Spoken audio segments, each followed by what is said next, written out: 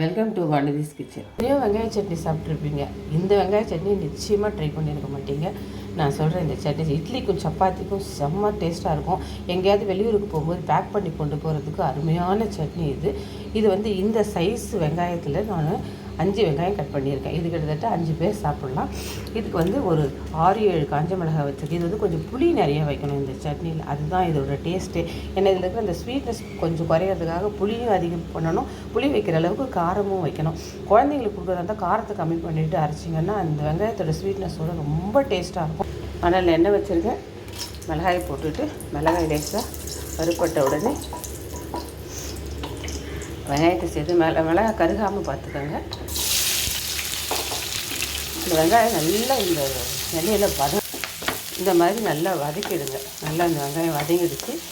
இதோட வந்து இந்த புளியையும் சேர்த்துட்டு கொஞ்சம் நேரம் அதுக்கு அந்த சூடு பட்டுச்சுன்னா கொஞ்சம் சீக்கிரமாக வந்து மிக்ஸி ஜாரில் அது வந்து வர போட்டுடும். அதுக்காக கொஞ்சம் அதோட சேர்த்து அந்த சூடோடையே அதை போட்டு வைங்க. ஆறின உடனே உப்பு வச்சு அரைச்சிட்டு வந்துடுவோம். அரைச்சிட்டு வந்தாச்சு. இதை தாளிச்சிடலாம். இது உளுத்தம்பருப்பு கருவேப்பிலை போட்டு தாளிச்சிட்டு அரைச்சிட்டு வந்த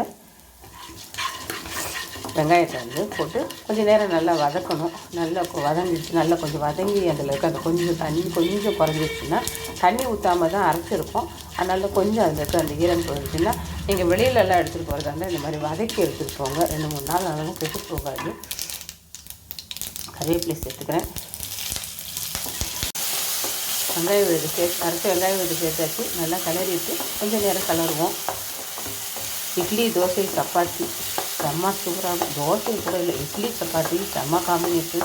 குழந்தைங்கள்கிட்ட ஒரு இட்லி வச்சிங்கன்னா 3 ஸ்பூன் சட்னி வச்சிங்கன்னா கூட பத்தாது. அவங்களுக்கு திரும்ப திரும்ப கேட்டுக்கிட்டே இருப்பாங்க. அவ்வளவு டேஸ்ட்டாக இருக்கும். பெரியவங்களாம் கூட விரும்பி சாப்பிடுவோம். கொஞ்சம் எண்ணெய் விட்டுக்கிறாங்க. எண்ணெய் கம்மியாக இருக்குது.